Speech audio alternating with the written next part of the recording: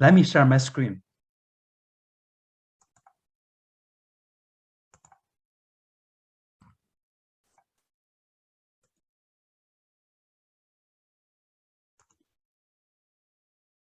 Okay, can you see my screen? Yeah. Okay, cool. Well, thank you for having me. I'm Wang from Skystone Games. Skystone is a San Francisco Bay Area-based publisher of multi-platform games. The company was started in April 2020 by David Brevik, the creator of Diablo, and myself.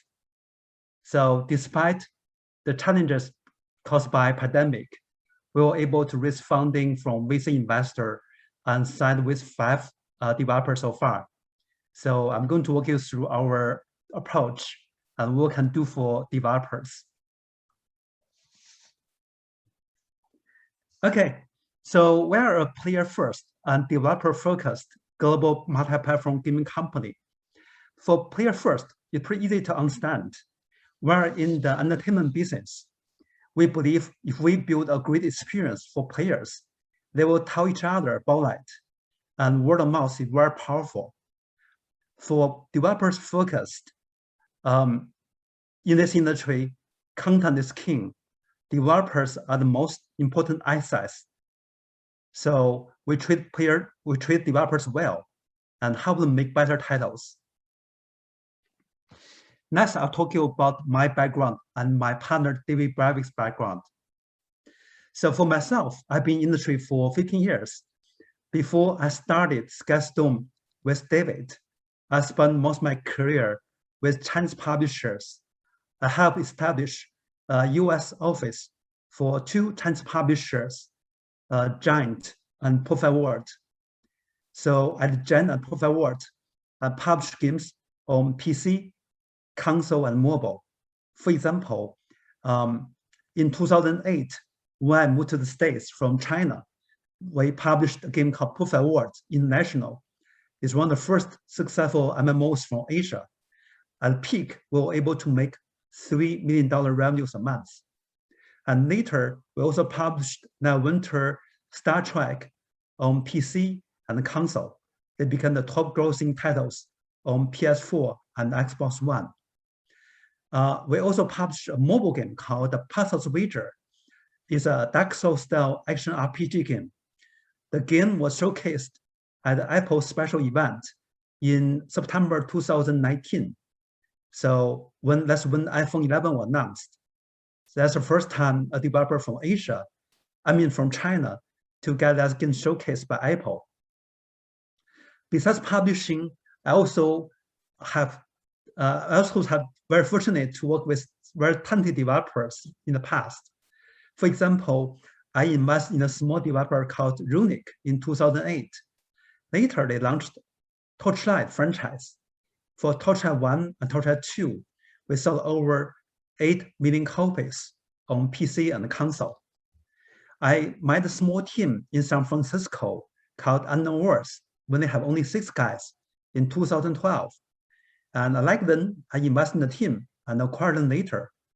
The team launched Subnautica, a very popular exploration game on PC and console. They sold over 8 million copies. So that's a big success for indie game. I also work with big platforms. For example, I brought Dota 2 and CSGO to China. So I've been working with Valve for over 10 years. My partner, David Brevik, is well known in the industry. He is best known for being the creator of Diablo, and he founded Blizzard North, and later he also founded Flagship Studios.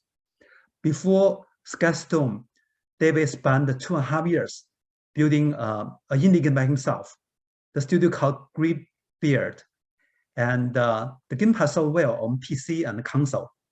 So David did everything by himself. So David not only has experience running big studios with hundreds of employees, but also as an indie developer himself. Besides David and myself, we have a publishing team in the Bay Area. So we provide PR marketing, community management, platform relations, and production support to our partners.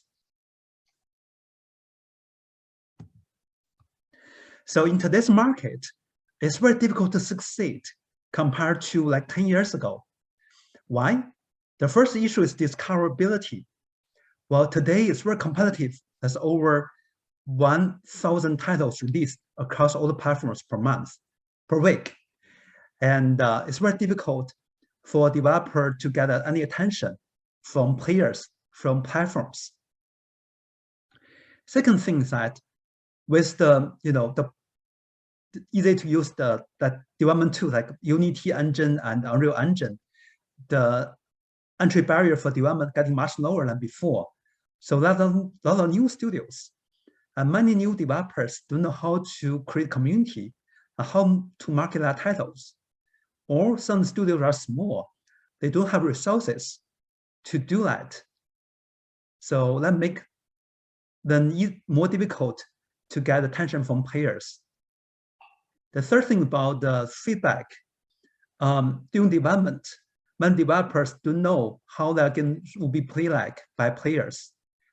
So they have no feedback from experienced professionals, from dedicated fans.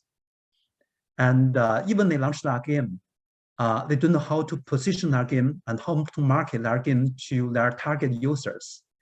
So that could make or break the success of our title. With all the gaps, we believe we can help out. We have a very different business model from many companies in the industry. Our goal is to build an ecosystem with a network of talented studios and worldwide multi-platform publishing capability. For development, we not only provide publishing services to developers, we also give them capital so that they can spend more time on publishing their content. We also give them creative guidance. That's the key for our success. My partner, David Bravik, had built billion-dollar franchise, Diablo. He will spend years building game by himself. So he understands development inside and out. So he can provide creative guidance. He knows how to make games fun. So with our support, developers can make games better and make games more fun. Also, as we work with more developers down the road, we want to create a network of studios so that we can share know-how, share the best practice among our partners. So by working together, by sharing know-how together, we can help each other getting better and be more successful. As for publishing, we provide support to developers in the form of creative feedback and marketing exposure to allow titles to reach beyond their goals. We have a network of influencers, media outlets, so we can have them get exposure to this key audience. And also, besides media outlets and influencers, we have strong relationships with platforms. As I mentioned, I brought Dota 2 and CSGO to China years ago. So we have strong relationships with Valve on the Steam platform. I also worked with Epic management team in the past. And for my team, we publish games on all the platforms in the past. So we know all the key platforms. We can help them get featured by platforms. So in summary, with our personal reputations, relationship with platforms, and history of hit games, we can stand out among other publishers. So here's a summary of our pillars, how we approach publishing and development. The first one is talent first. As I said, talent is the most important asset in this industry. We treat people well. Second thing, multi-platform approach. Based on the success of PUBG, Fortnite, we believe going multi-platform is the best way to maximize returns and reach out to as many players as possible. The third thing, mid-core to hardcore, we stick to what we know the best. Over the past years, we have published games on mid-core and hardcore genres. We don't know much how to market and promote hyper casual titles. So we stick to what we know the best. The first thing is about low development cost. We are based in the Bay Area. We know how expensive it could be to have a studio here. That's one of the reasons we didn't start a studio by ourselves. We want to work with developers around the world. We want to help them succeed, no matter where they're from. The fifth thing is about effective PR and influencers coverage. We have been working with all the PR agencies and over hundreds of influencers in the past. For example, when we launched Pascal's Wager over a year ago, we got free coverage from over 100 influencers. They have over 30 million subscribers on their YouTube, Twitch, and other channels. The sixth thing is about be fair and candid. Trust is the key to build success among parties. We want to have a great reputation in the industry. We want to treat people fairly, and we always be candid with our partners. We want to share risk and return with them. So here's a quick summary of our current projects. So Undying is a survival game made by a studio in China. So the game will launch on PC, console, and mobile as well. I have been working with studio for over 2 years, and it's a great game and got attention from platforms and influencers. The game was streamed at the recent Steam Festival, and it was #1 most streamed titles there. It also won the Best Indie Game Award from Unity last November. And this game was launched in Q2 this year. Space and Crew, made by a studio in Sao Paulo, Brazil. So it's a cooking, overcooked style adventure game. So you play with your friend together. The Last Friend, made by a studio in El Salvador, is the first PC and console game studio there. It's a game about dogs. You try to save dogs by playing a tower defense and fighting. Underworld Dreams, made by a studio in Spain. Actually, it's basically made by one person. So he's very talented. Someone like David Brevik, he did most of the things by himself. And this horror game will be launched in Q3 this year. Boundary is the most high-profile title in our portfolio. It's a space shooter and got a lot of attention from media, influencers, and platforms. The quality is so high that the game will be launched on all the new next-gen platforms like PS5 and Xbox X Series. If you Google it, you can see many trailers of Boundary, and the trailer we launched on IGN got over 300,000 views. So that's a quick summary about Skystone. We're a next-gen game company built for global audiences.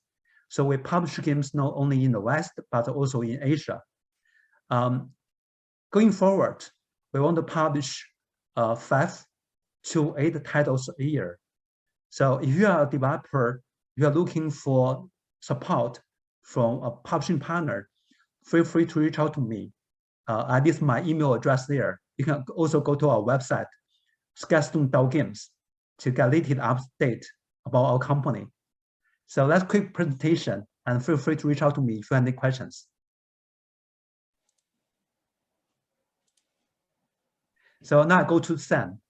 Yeah, Bill, thank you very much for that presentation. And I've been keeping an eye on the progress of Skystone, and you've signed some amazing games there. I have to say, some fabulous games. Just a very quick sort of personal question: given your and David's background and experience, was it not tempting to set up another developer yourself and try and build your own games? It's interesting that you've gone for the publishing route. Yeah, so when we started Skystone, we want to help developers succeed by leveraging our resources. Instead of building our own studio, which is time consuming and also very expensive, in the Bay Area. The month rate could be over $15,000 per month. That's too expensive. So instead focus on our own studio, we want to help as many developers succeed as possible. So that reason, we have been working with developers in Asia, Europe, and the Americas. We want to help as many developers as possible. In the future, we want to have a network of over 50 developers so that we can help each other. So create network effects. Yeah, it's a really interesting model of the way that you're trying to get the developers to, in effect, support each other and learn from each other. It's a really interesting model, especially when you look at the location of the studios that you're working with: China, Brazil, El Salvador. I mean, these companies are all over the place. Have you had a look at the UK? What do you think of our games development talent in the UK? Well, actually, before the pandemic, my last international trip was to the PG Connect in London back to January 2020. So over a year ago. So I've been to UK many times and talked to many UK developers. For example, I've been to Bosa Studios, looking to Jagex for potential acquisition, and I've been to Impossible.io before. So I know a lot of UK developers. Definitely it's our goal to work with developers around the world, especially in the UK. I know the UK government offer very generous tax rebate for development. There's great support for developers there. So if we have a chance, we'd love to work with UK-based developers. One thing I forgot to mention that instead of building our own studios, we want to provide publishing support to them, to studios around the world. And in the future, we also want to invest and acquire studios as well, as we have done at Runic, Annoverse, and Double Damage, and also the studios behind Neverwinter and Star Trek. That's the other thing we want to do. So we want to create long-term partnership with studios. So instead of doing our own studio, we want to invest in studios and acquire them down the road, so we can become one family. Okay, that's lovely. There's a couple of questions in the chat. Ronnie's asked about whether you're taking submissions for games at the moment. I think you answered that, saying that you're looking for 6 to 8 games, and you've set your stall out in that sort of mid-core, hardcore area. So I'll make sure that we connect you to all of the people who are at the event here, so they can send their details over to you. You know, we'd obviously love you to come and look at some of the up-and-coming UK studios, but also studios across Europe, you know, where it's important to bring these people together. But a question from Andrew. There was a couple of questions in the Q&A. One from Andrew actually saying you thought the game suffered from poor feedback loops. What's the basis for that belief? Why do you think that happens? Okay, well, for many small developers, they have not much experience on getting feedback from professional other developers, and they don't know how to show that into media outlets, to reporters or to influencers. That's the reason that we talk about the feedback loop. If you build a game just by yourself in the one room, you don't know how the game will look like, how the market will look like in 1 year or 2. So I think continuous feedback will be helpful for developers, so they can correct any potential issues during development instead of showing the game to the public. Then they realize, oh, I made a mistake. I didn't have time to correct it before launch it. So that's what I talk about, the feedback loop. And with our support, we talk to developers regularly. We play our test build, we play our build and give them feedback. So not only my team, we have most of my team members have been in the industry for over 10 years. We play a lot of games all the time. Yeah. So we know how to get the games better and what market wants. That's exactly right. That experience is going to be exceptionally useful. On to just one final question, just on the general status, looking at the American market in particular, where you've been now for a period of time, we hear that globally video games have had a very good 2020. I wonder, from your experience on sort of an investment landscape, do you think, what's your view on sort of the general consensus from the investment community about investing in games? Do you think that there's been a change in attitude in the last couple of years? Well, when we start Skystone in April, maybe that's the worst time to raise funding because people now were really worried about the pandemic. They didn't know what will happen in the future, what happened to the economy. But after June, I would say it could not be better to raise funding from investors. We see a lot of acquisitions and investment in new developers in the past 7 to 8 months. So the timing is great. Gaming is one of those silver linings during the pandemic. We see tremendous growth in the industry. Most of games report really strong growth in the past year. And when you stay home, you have nowhere to go. Playing game together with your friends could be the best thing you can do as a social activities. So yeah, we believe in the industry. And that's the reason we always look for potential studios we can work with. We can work with them as a publishing partner and also invest in them as an investor. So we're really open-minded.